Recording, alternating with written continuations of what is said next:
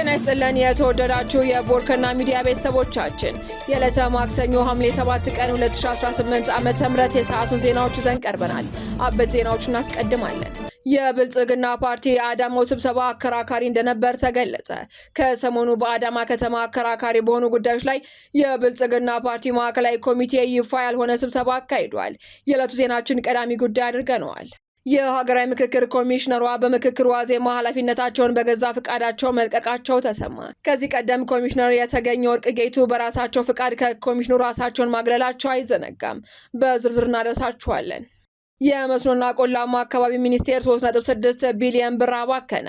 የፌዴራል ዋና ኦዲተር በ2018 እስከ 2025 እንደ አውሮፓውያን አቆጣጠር በመስኖና ቆላማ አካባቢ ሚኒስቴር ስር በተከናወኑ የዌልሜልና የጨልጨል የመስኖ ፕሮጀክቶች ላይ ባካሄደው የክዋኔ ኦዲት ከፍተኛ የህዝብ ገንዘብ ብክነትና የውል ጥሰት መፈጸሙን ይፋ አድርጓል። ተጨማሪውን ይዘናል። ህወሓት ታግለን ከማሸነፍ በስተቀር አማራጭ የለንም ሲል ጥሪ አቀረበ።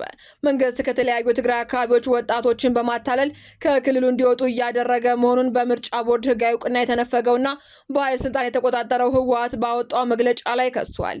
የፌዴራል መንግስቱ ከተለያዩ የትግራይ አካባቢዎችም ወጣቶችን በማታለልና ከተለያዩ የትግራይ አካባቢዎች እንዲወጡ በማድረግ ወደ መከላከያ ሰራዊት እያስገባ መሆኑንና በማጎሪያ ካምፖች ለረሃብና ለበሽታ እያዳረጋቸው መሆኑንም በመግለጫ ላይ ጠንካራ ክስ አሰምቷል። ዝርዝሩን ታደምጡታላችሁ። ዜናዎቻችን በዝርዝር እናቀርባለን። በቅድሚያ የብልጽግና ፓርቲ የአዳማው ስብሰባ አከራካሪ እንደነበር ተገለጸ።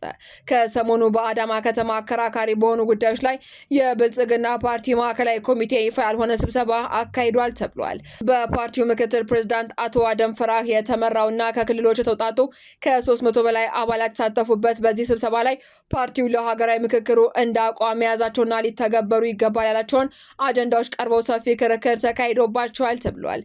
በተለይ ለሀገራዊ ምክክሩ የተዘጋጁ አከራካሪ የሆኑ የህገ መንግስት ማሻሻያ ሀሳቦች በሁለት የፓርቲው ከፍተኛ አመራሮች የቀረቡ ሲሆን ከነዚህ መካከል የራስ እድልን በራስ የመወሰን እስከ መገንጠል ከሚለው ህገ መንግስታዊ ድንጋጌ ውስጥ እስከ መገንጠል የሚለው ሀረግ እንዲሰረዝ የሚለው ይገኝበታል ተብሏል።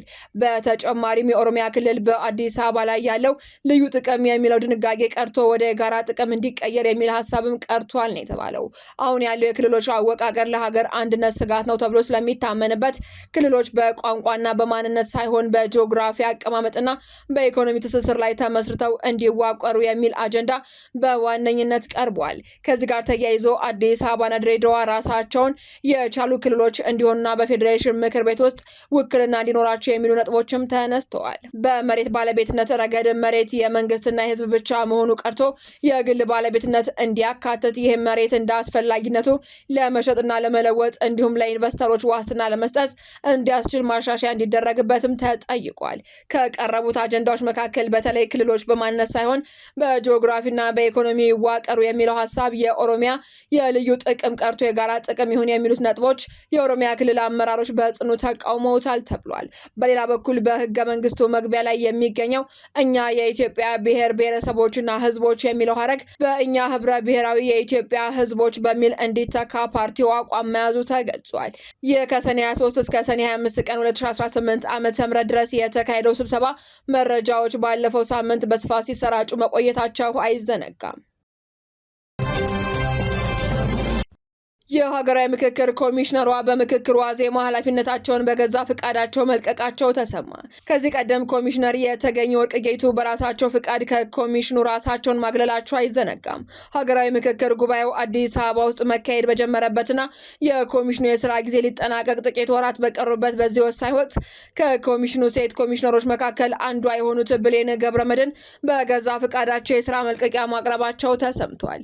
የኮሚሽነሯ መልቀቂያ ከዚህ ቀደም በአዋጅ ቁጥር 1265/2014 ላይ የተቀመጡትን ጥብቅ ድንጋጌዎች በስራ ላይ እንዲውሉ ያደርጋል ተብሏል። ኮሚሽነሯ ከመልቀቃቸው በፊት የ2 ወር የጽሁፍ ቅድመ ማስጠንቀቂያ ለኮሚሽነሮች ምክር ቤትና ለህዝብ ተወካዮች ምክር ቤት አፈ ጉባኤ ማስገባታቸውም ታውቋል። በአዋጁ መሰረት ኃላፊነታቸውን የለቀቁት ኮሚሽነር ለሚቀጥሉት 2 ዓመታት በማንኛውም ሌላ የመንግስት ኃላፊነት ላይ ለመሾም ወይንም ለፖለቲካ ፓርቲ ስራ ለመታጨት አይችሉም ተብሏል። በተወካዮች ምክር ቤት የሚሰየመው አዲሱ ተተኪ ከዚህ ቀደም በእጩነት ተጠቁሞ ሳይሾም ከቀሩት ግለሰቦች መካከል ተመርጦ የሚተካ ይሆናል ተብሏል። ኮሚሽኑ በአሁኑ ወቅትም በአዲስ አበባ ከ4000 በላይ ተመካካሪዎች ተገኝተው ሀገራዊ ምክክር ጉባኤ እየተካሄደ ባለበትና የኮሚሽኑ የተራዘመ የስራ ዘመን ጥቅምት 14 ቀን 2019 ዓ.ም ሊያበቃ ጥቂት ጊዜያት በቀረበት ሰዓት ላይ የተሰማው ይህ መልቀቂያ በምክክሩ ሂደት ላይ ምን አይነት ተጽዕኖ ሊያሳድር እንደሚችል የብዙዎችን ትኩረት ስቧል። የመስኖና ቆላማ አካባቢ ሚኒስቴር 3.6 ቢሊዮን ብር አባከነ። የፌዴራል ዋና ኦዲተር በ2018 እስከ 2025 እንደ አውሮፓውያን አቆጣጠር በመስኖና ቆላማ አካባቢ ሚኒስቴር ስር በተከናወኑ የዌል ሜልና የጨልጨል የመስኖ ፕሮጀክቶች ላይ ባካሄደው የክዋኔ ኦዲት ከፍተኛ የህዝብ ገንዘብ ብክነትና የውል ጥሰት መፈጸሙን ይፋ አድርጓል።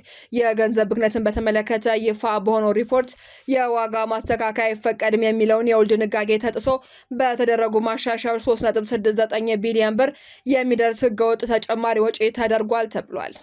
የፌዴራል ዋና ኦዲተር ይፋ ባደረገው ሪፎርምም የቅንጡ መኪናዎች ግዢ አንዱ መሆኑን ጠቁሞ በጨልጨል ፕሮጀክት ውስጥ በውል ያልተካተቱ ከ132 ሚሊዮን ብር በላይ የፈጁ የ2023 ሞዴል ቅንጡ ተሽከርካሪዎች V6 እና ቶዮታ ፕራዶ ተገዝተው በተቋራጮች እጅ እንደገቡም ተደርጓል ተብሏል።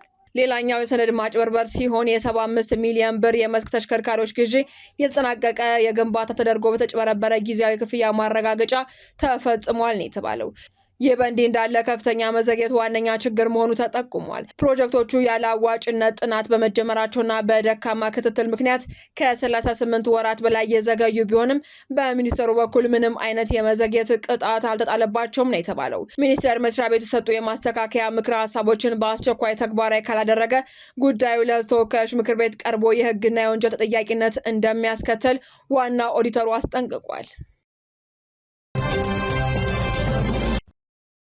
ህወሓት ታግለን ከማሸነፍ በስተቀር አማራጭ የለንም ሲል አስታወቀ። መንግስት ከተለያዩ ትግራይ አካባቢዎች ወጣቶችን በማታለል ከክልሉ እንዲወጡ እያደረገ መሆኑን በምርጫ ቦርድ ህጋዊ እውቅና የተነፈገውና በኃይል ስልጣን የተቆጣጠረው ህወሓት ባወጣው መግለጫ ገልጿል። የፌዴራል መንግስቱ ከተለያዩ ትግራይ አካባቢዎች ወጣቶችን በማታለልና ከተለያዩ የትግራይ አካባቢዎች እንዲወጡ በማድረግ ወደ መከላከያ ሰራዊት እያስገባ መሆኑን በማጎሪያ ካምፖች ለረሃብና ለበሽታ እያዳረጋቸው ነው ሲልም ከሷል። ድርጅቱ ይህንን የመንግስት አካሄድ በመቃወምም ከትግራይ ውጭ የሚገኙ ወጣቶች በአስቸኳይ ወደ ክልላቸው ተመልሰው የትግራይን ህልውና ለማስጠበቅ እንዲታገሉ ጥሪ አቅርበዋል።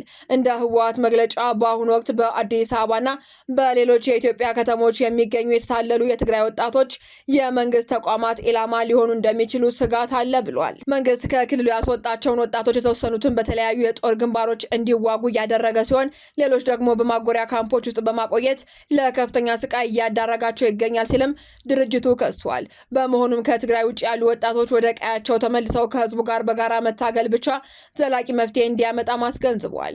በተጨማሪም መግለጫው የፌዴራል መንግስቱ በትግራይ ህዝብ ላይ የዘር ማጥፋት እቅድ በማስፈጸም ጦርነቱን እያጠናከረ ነው ሲልም ከሷል። በአሁኑ ወቅትም የትግራይ ህዝብ በክረምት ወቅት በመጠለያዎች ውስጥ በብርድ በበሽታና በረሃብ እየተሰቃየ እንደሚገኝና በቁጥጥር ስር በዋሉ የትግራይ አካባቢዎች የሚኖሩ ህዝብን በማንነቱ ምክንያት ግድያና ስቃይ እየደረሰበት መሆኑን ጠቅሷል። በቀሪው የትግራይ ክፍል ደግሞ በተጣለው እገዳ ምክንያት ህዝቡ ለከባድ አደጋ መጋለጡን የገለጸው ህወሓት ይህም የብልጽግና መንግስት የትግራይን ህዝብ ለማጥፋትና ስቃዩን ለማራዘም ቀደም ሲል ያዘጋጀውን ስልታዊ እቅድ ለማሳካት እየሰራ መሆኑን ማሳያ ነው ብሏል። ድርጅቱ አሁን ካለው ፈታኝ ሁኔታ ለመውጣት ታግለን ከማሸነፍ በስተቀር ሌላ አማራጭ የለንም የሚል አቋም የያዘ ሲሆን በመግለጫው ማጠቃለያ ላይም በዚህ ፍትሃዊ ትግል ውስጥ መሳተፍ ታሪካዊ ክብር መሆኑን በመጥቀስ የትግራይ ህዝብ የሚያደርገውን ትግል በመጨረሻ ድል እንደሚያቀዳጀው ሙሉ እምነት እንዳለውን በመግለጫው ላይ ጠቁሟል። አድማጮቻችን፣ የሰዓቱ ዜናዎቻችን ተጠናቀዋል። ስለተከታተላችሁ እናመሰግናለን። ሰላም።